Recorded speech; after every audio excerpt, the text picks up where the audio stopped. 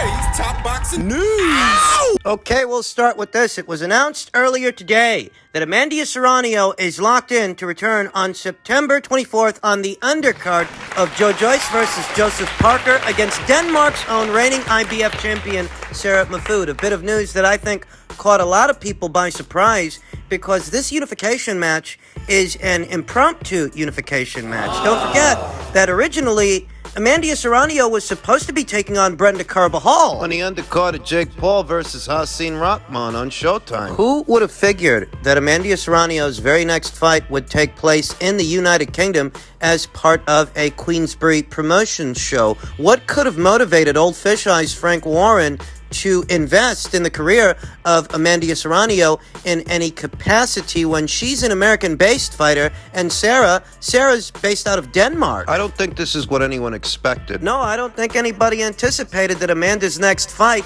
would end up being part of a Queensberry promotion show in the UK, no less. Let's get down to brass tacks. Amanda Serrano saw action 3 times last year, and she's already fought once this year, back in April, against Katie Taylor. Lost a split decision in what was a fight that very much lived up to its expectations, a fight that lived up to the hype. Yeah, Amanda Serrano might have dropped a decision in that fight. She might have lost, but it didn't hurt her stock. If anything, it raised it. There is a valuable lesson in there for any professional fighter, any pugilist, that so long as you go out there and you put on a show and you give it your all. You fight in those big fights, and you fight like you're in a big fight, even in defeat. Even in defeat, you can raise your marquee value. Amanda Serrano saw action earlier this year in April. Sarah Mahfoud saw action earlier this year, that same month, against Germany's own Nina Menke, who she beat by way of a unanimous decision. There's not much of a discrepancy in age or size between the fighters, between the champions. Although there is a glaring disparity in terms of professional experience. Amanda Serrano sports a professional record, 42 wins, 2 losses with 1 draw. 30 knockouts. To Sarah Mahfoud's 11 wins, no losses, and no draws, 3 knockouts. It's clear to see that Amanda Serrano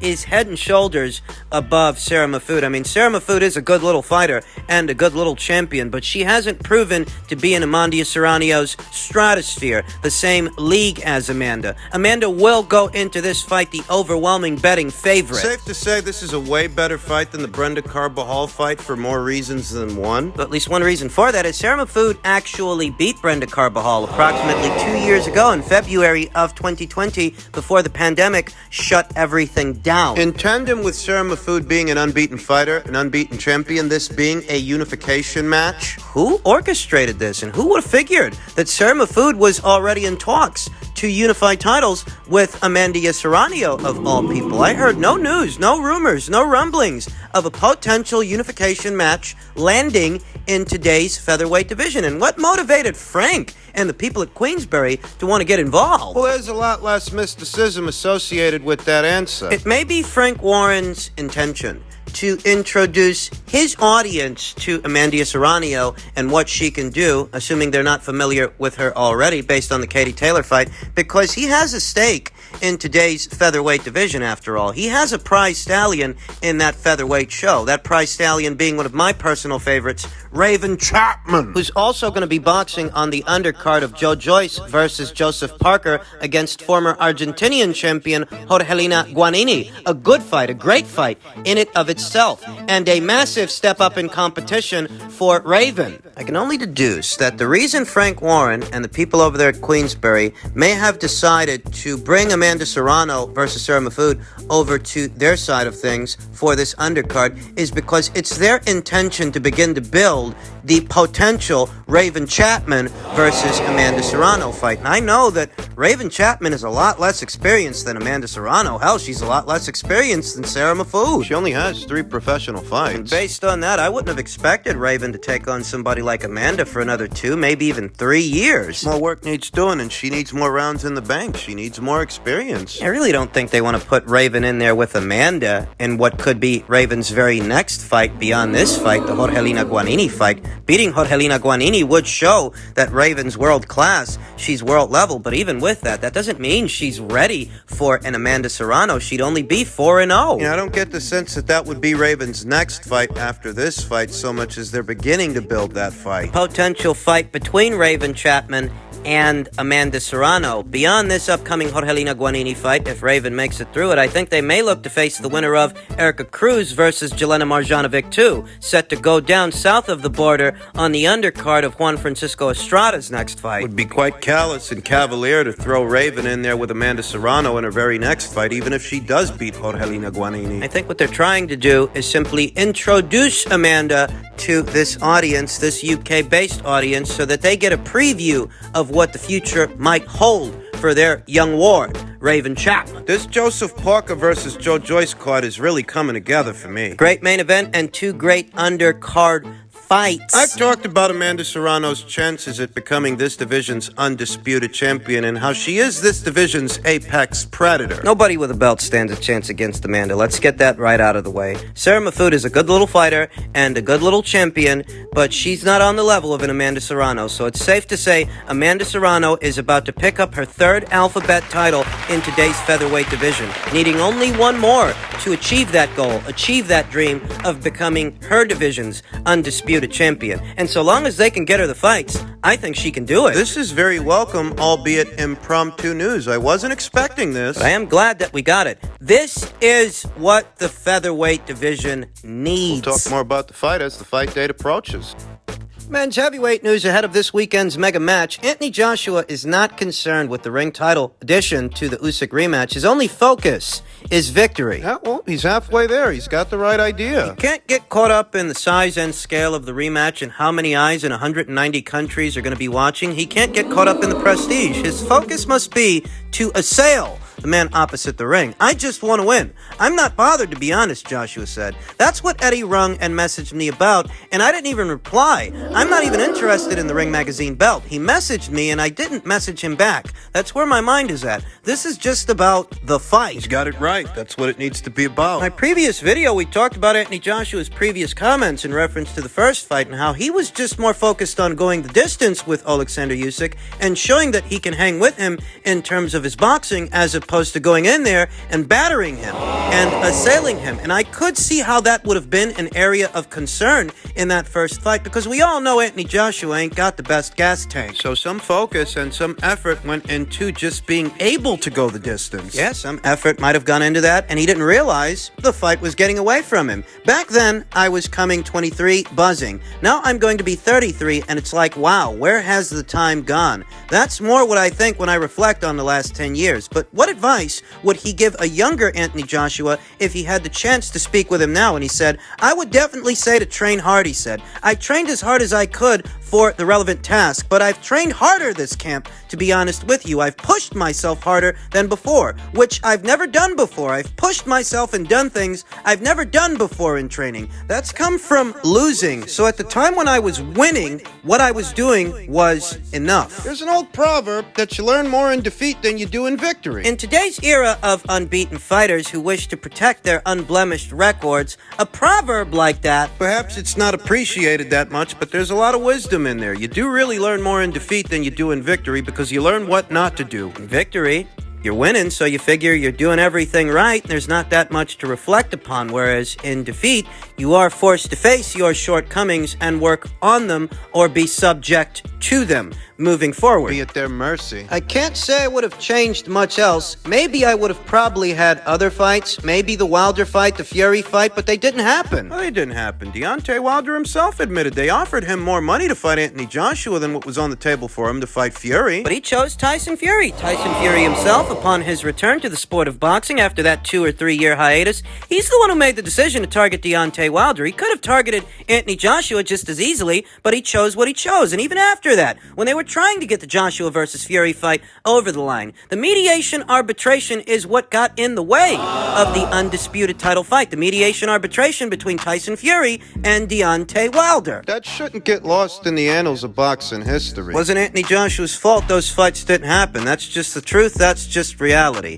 Other than that, everything's been relevant for the time. But now looking back on, I would pass on my knowledge to the younger up-and-coming fighters. I feel like I've gained a lot of experience. And there's a lot to gain this weekend. Regain, I should say. Anthony Joshua is not bothered with the prestige and the alphabet titles or the Ring Magazine belt. He's not worried about any of that. He's focused on the victory. And that's the right frame of mind to be in. kill or be killed. I've said it many times here on this channel, and I've heard many others since then echo that sentiment. He's got to be aggressive. That's what Dillian White seems to think. Dillian White says, I've said the same thing to myself. I need to rediscover that aggression, and I think that's the right thing, the right mindset he needs going into the fight, to be honest, and I think that's the only way he wins the fight. It's his best bet. It's not that it doesn't come with its own set of risks, its own set of pros and cons, but it's the best shot he's got. There is talk of Alexander Usyk doing a bit of ambidextrous switch hitting ahead of this rematch, leading with his left hand as opposed to his right. If he wasn't hard enough to figure out. Much more complicated does it make the situation that Alexander Usyk may be alternating between fighting out of the orthodox and southpaw stances. Tall ask for Anthony Joshua. But he can't hope to outbox the boxer. He's got to focus on what gifts God gave him, what advantages he brings to the table that Usyk doesn't. One is size, punching power. He's got to hit this guy so hard and so fast that he ain't got time to think. That's what he's got to do, and whether or not he can, we'll find out this weekend. I see Derek Chisora's been having a little pop, licking his wounds after losing 2 million quid. God almighty, what a mistake. What a mistake. Probably going to get about 375 for your next fight, and your management team turned down 2 million. God almighty. What jokers. Pack of jokers, honestly. There's more brains in your little finger than the full management team would ever have. God almighty. Where's someone like Derek Chisora going to get offered £2 million from again? Sausages, honestly. Call me crazy, but $2 million for Derek Chisora? Seems like a lowball offer. I understand that Derek Chisora is in many ways a journeyman, a gatekeeper, but he's no ordinary journeyman, no ordinary gatekeeper. He has a cult following. He still puts asses in the seats, losses in the double digits and all. People still pay to see Derek Chisora fight because whenever Derek Chisora fights, he gives it his all, and he puts on a show, and he puts forth an earnest effort to try and win, or at minimum, give the man opposite the ring a long night and a hard fight. So a $2 million offer for a Tyson Fury fight to Derek Chisora It's low. might seem like a low-ball offer. It's low. The offer made to Derek Chisora, reportedly, it didn't come from Queensbury Promotions. It didn't come from Top Rank either. It came from Golden Star, the company that handles Tyson Fury's speaking events, and that might help to characterize why the offer was so low for a Derek Chisora. I mean, try and understand. It's not my best interest to worry about Derek Chisora's finances. I can only look at the numbers that are put out there and cross-reference what Derek Chisora normally gets for a fight. Because he doesn't fight on the cheap. Because he doesn't fight on the cheap, because he still puts asses in the seats, a $2 million offer to Derek Chisora for a Tyson Fury fight, well, that ain't gonna get the fight done. But I don't think Tyson Fury made that low ball offer with the intention of getting the fight done. You couldn't have made an offer like that and thought to yourself that Derek Chisora is going to bite, that this kind of offer is going to get this kind of fight over the line with this guy who doesn't necessarily need Tyson Fury to pull in a seven-figure price, a seven-figure payday. He really doesn't. And that's the truth. As unusual as that might sound, Derek Chisora has a cult following of loyal followers that will pay to see him fight, enough of them that he can get $2 million without Tyson Fury. Tyson Fury's just an insecure troll and an attention whore. And it's not cute. It's not charming. It's not showmanship. After a while, it's just annoying. It's infantile and stupid. Stupid is what it is, because Tyson Fury knows better. He's wasting everyone's time with these shenanigans, which really aren't even necessary. Nobody really believes Tyson Fury's retired. I don't even believe he's retired, though he insists on announcing these retirements, so I feel like the sanctioning bodies and the powers that be should act accordingly instead of enabling these childish antics. You're retired? Cough up the belts. This ain't grade school, and you're not a little kid, even though you insist on acting like one. Pretend offers to Derek Chisora. Pretend trainers in Isaac Lowe, who he hired, 2 days after he announced he was retired for the third time? It's the third time Tyson Fury has stated he's walking away from the sport, and for what? Nobody believes he's retired, so if he's doing all this stuff, it's to get attention. But if what he really wants is attention, why don't he go to Saudi Arabia? Go to Jeddah, take in the fight. Everybody thinks you're waiting on the outcome of this match. Everybody thinks that Tyson Fury is waiting for the winner. So if that's what he's really doing, why don't you stop playing around? You don't think Tyson Fury being there would get attention? Right, so here we are in the gym in Morecambe Bay. Got Andy Lee here and myself with the Irish green gloves on for Andy Lee. It's the two Pattern Sport body protector, new one, and these new 18-ounce gloves. And we're going to see how it holds up. Easy now. Easy now. God. You're not even going to take back. It's alright, go hold it then. Hold them down, yeah? Can I put my hands in there? Yeah, if you want to.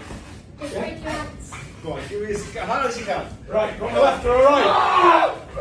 Go this way for the count. Go on. Yeah, left. Go on then.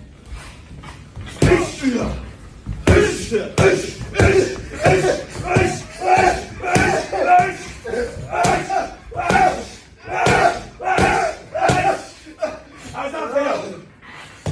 Andy, can you tell the camera how that felt? Just the Deep breath. Pad. Listen, without this I'd be dead. There you go. It works.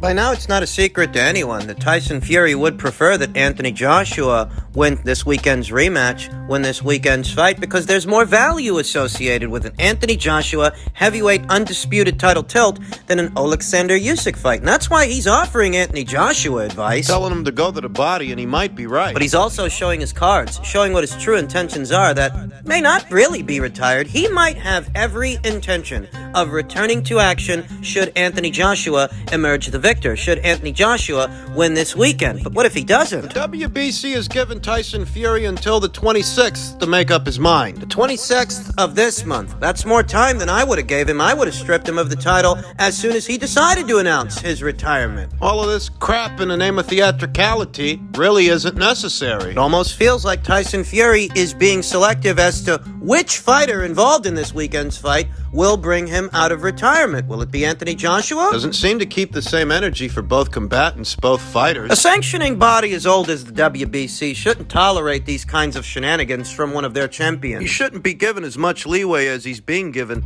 by the WBC. But it's for this reason that most people don't feel that he's retired, because he has yet to vacate the WBC title. We'll see what happens.